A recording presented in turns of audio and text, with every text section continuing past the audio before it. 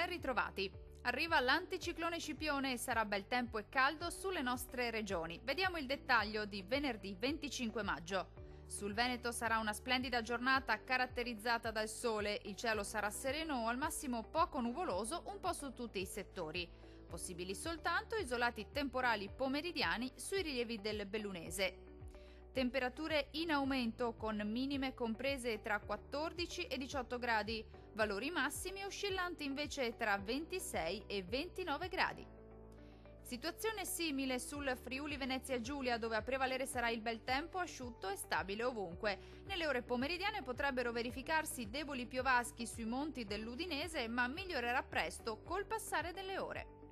Anche in questo caso le temperature risulteranno in aumento con le minime comprese tra 16 e 17 gradi, valori massimi compresi invece tra 26 e 29 gradi.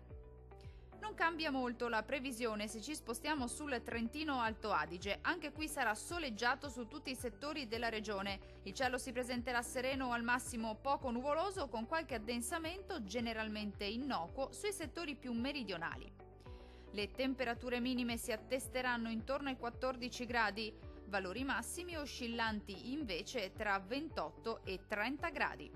Dal meteo di Antenna 3 per ora è tutto. Arrivederci!